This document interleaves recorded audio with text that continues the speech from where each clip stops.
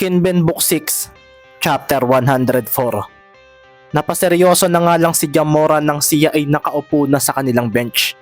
Walang salitang lumabas sa kanya sa pagkakataong ito, habang si Max naman matapos uminom ng tubig ay napatingin na lang sa malayo. Ang lakas nila, Jam. Wika nga ni Max na napahigpit ng kapit sa kanyang tubigan. Hindi ko mahuli ang gagawin ni Mendez. Hindi ito kagaya noong nakipaglaro siya sa atin. Halimaw sa court ang isang iyon. Pakiramdam ko, kalaban ko si Abad. Dagdag pa nga ni Max at si Jamora naman ay napahinga ng maluwag. Coach, maglalaro na ako. Seryoso namang wika ni Jen, ang kanilang kapitan. Makikita nga ang marahang pagtingin nito sa kanyang mga kasamahan. Si Prex Vasquez nga ay napaseryoso na lang din ng mapatingin sa kanyang boss Jen. Ang lakas boss ni Magbuo, hindi ko siya kaya. Sabi nga nito at si Jen ay tinapik ito sa balikat. Inunahan mo na kagad ang pagkatalo. Sige, magpahinga muna ikaw. Sabi nga ni Jen na napatingin din sa dalawang ace players nila. Ano na Jam at Max? Para kayong mga bagong manlalaro ah. Tumayo nga kayo. Sambit nga ni Captain Jen at si Coach Gilbert naman ay marahang tumikhim. Unang quarter pa lang naman daw ito kung kaya hindi pa raw sila talo. Kinuha na nga ng kanilang coach ang kanyang board at pinukpok ito ng palad para kuhanin ang atensyon ng kanyang mga players. Simula pa lang ang laro, tao pa rin ang mga kalaban natin, hindi sila perpekto. Sambit nga ni Coach Gilbert at tumango naman si Captain Jen na napatingin sa isa pang players nila. Wilm, maglaro ka rin siguro, sabi nga ng kanilang coach at makikita nga ang isa niyang player na nagtanggal ng sombrero. Kumislap nga ang makintab nitong ulo. Kalbo nga ito at makikita sa likod ng jersey nito ang apelyidong Grospe. Makapal din ang katawan nito at mukhang malakas ang pisikalidad nito kung pagmamasdan. Kung sakaling maglaro pa rin si Mendez, gusto kong gawin ninyo ang pwestuhang ito sa depensa. Kailangang makorner natin siya sa kahit anong mangyari. At kung wala siya sa lineup, ilabas ninyo ang laro ninyo. Huwag kayong magpasindak. Jam at Max, kasama na ninyo si Captain Jen, umayos na kayo. Malinaw ba?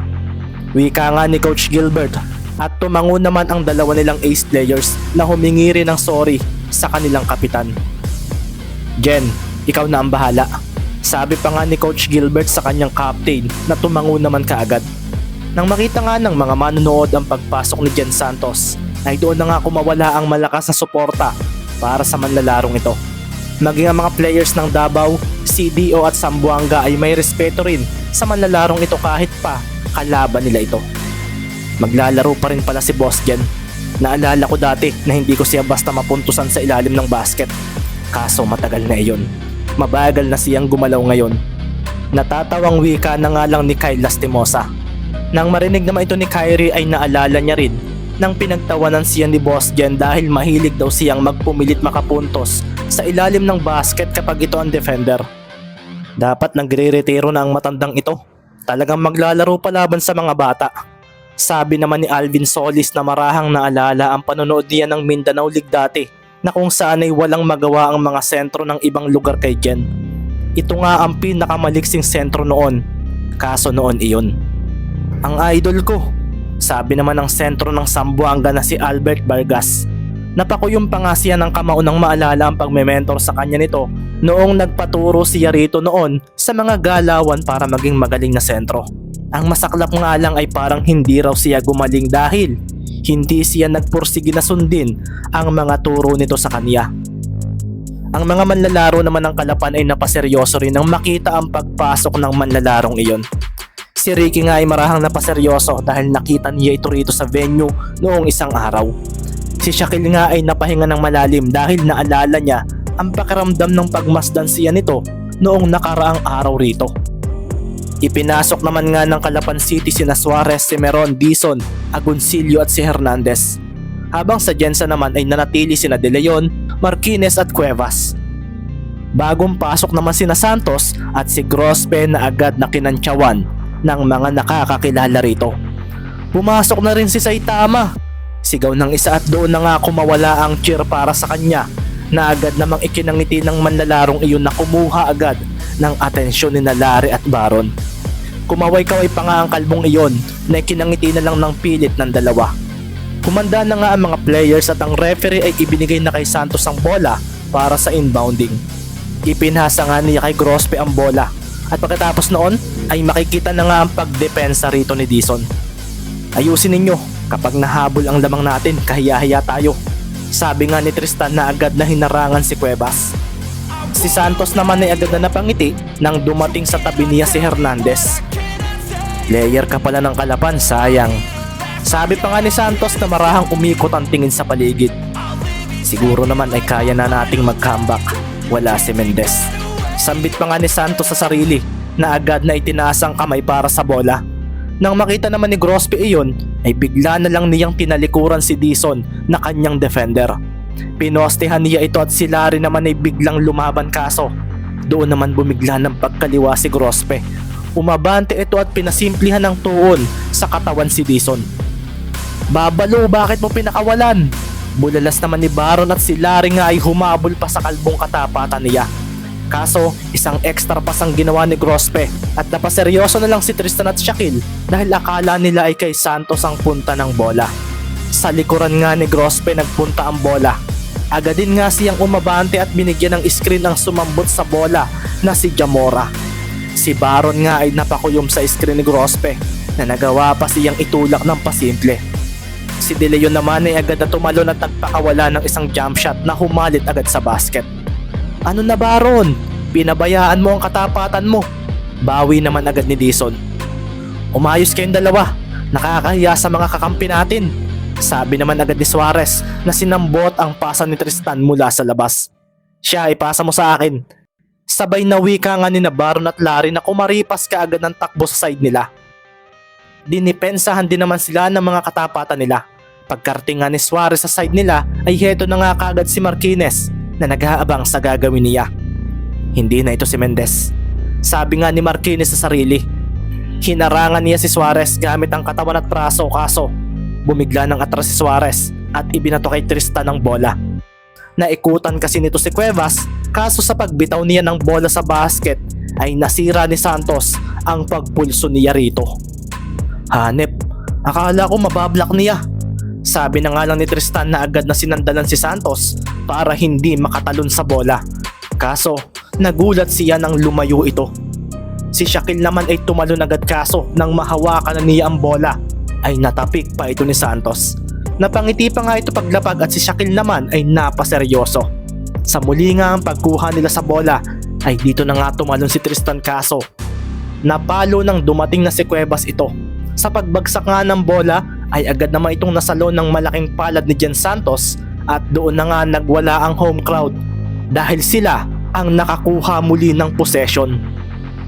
Si Baron naman ay kalmadong bumigla ng litaw sa tabi ni Santos para agawin ang bola kaso bumigla ng galaw ang katawan ng may hawak nito.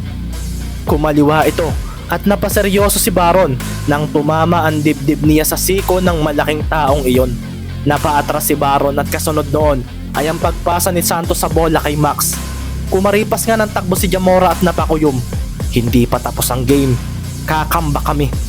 Sabi niya sa sarili dahil naalala niya ang mga pinangakuan niya na mananalo. Sa pagsambot nga ni Marquinez sa bola ay agad nga niyang hiningi iyon. Si Dizon naman ay mabilis sa dinikitan ito kaso biglang lumayo si Jamora. Tinirahan niya si Dizon ng isang outbalance 3-point shot na nagpakawala muli ng hype na ingay ng mga manonood. Pumasok nga ang tres ni Jamora at doon na nga napaseryoso si Coach Isaiah dahil parang wala raw nangyayari sa lineup na pinasok niya. 18-35 nga ang score at sina Baron at Larry nga ay hindi natuwa sa nangyaring iyon. Si Martin naman, pagkasambot ng bola ay bumigla ng abante sa depensa ni Marquinez. Ang bilis nga ng ginagawang iyon ni Suarez at sa pagdating niya sa harapan ng basket ay bigla na lang niyang ipinasa kay Tristan ang bola. Hindi nga niya sinubukan ang depensa ni Santos dahil parang nag-aabang daw ito. Pagkasambot nga ni Tristan sa bola ay nagulat na lang siya nang lumitaw sa tabi niya si Marquinez. Inagaw nga nito ang bola at doon na nga nagwala ang mga manonood. Kasunod noon ay ang pagbato niya sa bola papunta kay Jamora na ang bilis ng takbo papunta sa side nila. Gumuhit ang bola sa gitna ng court. Sa pagsambot nga ni De Leon sa bola ay napangiti siya ng harangan siya ni Semeron. Bumigla siya ng marahang paglayo at pag-abante ng may diin. Hahabulin namin ang lamang nila. Hanggat hindi pa tapos ang game ay hindi pa kami talo. Sabi nga sa sarili ni Gamora at sa paglampas niya kay Cimarron ay doon na nga niya tinalon ang basket. Isang dunk ang gagawin ni Gamora at ang mga manonood ay napatayo na sinundan ng pagkuyom dahil ang kanilang ace player ay nasupalpal ng isa pang player ng Calapan City. Wala yan! Sigaw nga ni Dizon at gulat na gulat si Gamora sa ginawa nito. Sa paglapag nila ay makikita nga na ang bola ay nakuha na ni Baron at kumaripas na agad ito ng takbo. Hinarangan nga ito ni Grospe at bumigla naman nga si Baron ng pagtaliko dito. Umabante naman si Grospe kaso biglang humakbang si Cimarron at nagpakawala ng isang turnaround jumper na hindi man lang naabutan ni Marquines na bumigla ng talon mula sa kung saan. Hinalit ng bola ang basket at si Baron na kamuntika ng mapaupo sa sahig ay agad na napakuyum at napatingin kay Larry na nasa malayo. Kita mo iyon? Tama na muna ang yabangan, depensa na, sabi naman ni Martin Suarez. Sinambot na nga ni Marquines ang bola at si Captain Jen ay agad na nagsalita. Kalma lang, huwag magmadali. Sabi nga nito kaso, isang pagngiti ang sagot sa kanila ni Martin Suarez na bumigla ng steal sa ball handler. Sorry, pero nagmamadali kami. Sabi pa nga ni Martin at si Santos ay biglang humarang sa kanya pero tumalikod si Suarez at binigla ito ng speed move. Alam nga ni Martin na hindi ito haabot at ang kalmadong mukha ni Santos ay naglaho dahil hindi ito maganda. Sa paglampas ni Martin ay napangiti pa siya nang makita ang paglitaw ni Gamora na aagawin sana ng biglaan ng bola mula sa kanya. Kaso bigo ito dahil bigla niyang binitawan ito papunta sa likuran. Si Cuevas naman ay napatalon para sa bola. Nagbabaka sakaling siya ang makakakuha noon kaso bago pa man niya mahawakan ang bola ay dumating na kaagad si Dizon. Sa pagdakma ng mga pala dito sa bola ay siya ring pagdakdak niya rito na ikinatahimik ng crowd. Pinosterize nga niya si Cuevas at ang referee ay sumilbato pa dahil nakakuha pa ito ng foul. Paglapag ni Dizon ay napakuyom pa siya dahil bigla siyang may naalala. Sorry Baron, hindi pala ako pwedeng basta magyabang sa larong ito. Hindi ko pwedeng biguin ang babaeng naniniwala sa kakayahan kong maglaro. Ha? Anong pinagsasabi mo babalo? Bulalas nga ni Baron at kalmadong ngiti naman ang tugon ni Larry rito. Hindi na ako nabibilang sa gaya mo Baron, kaya sana ay maintindihan mo. Ha? Bulalas ni Baron na parang naguguluhan. Ipapaliwanag ko na lang sa iyo kapag natapos ang laro. Sabi pa nga ni Larry na parang pinapapogi pa ang tono ng pananalita na ikinailing naman ng mga kasamahan nila. Samantala, makikita naman ang pagkuyom ng kamao ni Jen dahil sa mabilisang pangyayaring iyon. Tila raw yata ang slow pace na galawan ay mas magiging dahilan pa raw ng paglaki lalo ng lamang ng kalaban. Naipasok pa nga ni Larry Dizon ng bonus shot at kasunod noon ay makikita na nga lang ang agresibong depensa ng tatlo sa mga katapatan nila. Si Dizon kay Grospe, si Suarez kay Marquines at si Cimarron kay De Leon. Hindi ako dapat mag-alala. Hindi kami matatalo rito. Sabi naman sa sarili ni Shaquille na pinagmasdan si Jen Santos na tila nakakaramdam na ng pag-aalala dahil akala nito ay magagawa niya ng paraan ang larong ito. Nagmintis nga ang pilit na tira ni De Leon at si Baron ay agad na napangiti dahil doon. Mula naman sa ilalim ng basket ay walang kahirap-hirap na nakuha ni Shaquille ang rebound. Si Jen Santos nga ay hindi basta nakasabay sa liksi ng batang katapatan niya. Tila ito raw ang patunay na talagang dapat na raw siyang magretiro. Akin na Shaq, sabi naman ni Tristan. Pagkasambot nga niya ay napangiti pa siya sa defender niyang si Cuevas na bigla na lang niyang nilampasan. Hindi ka aabot sa akin. Sabi nga ni Tristan na hindi naman daw papayag na masapawan ng dalawang siraulo niyang kakampi at sa pagdating niya sa basket ay napangiti na lang siya nang si Grospe ang humarang sa kanya.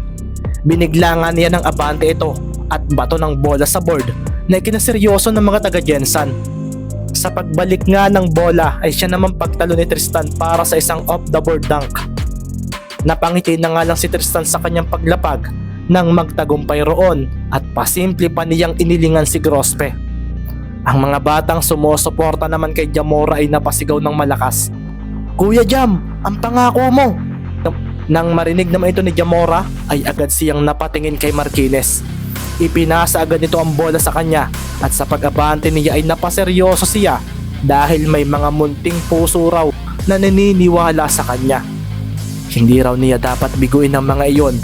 Kaso walang pakialam ang kalaban sa bagay na ito at makikita na nga lang si Cimarron na nagawang masira ang plano ni Jamora. Napaatras ito at si Baron ay tila isang nakakatakot na defender kung pagmasdan si Jamora na nagpumilit na namang makapuntos. Napalo nga ni Baron si Cimarron ng bola. Wala namang pakialam ang kalaban kung may mga batang iiyak kapag sila ay natalo sa lugar na ito.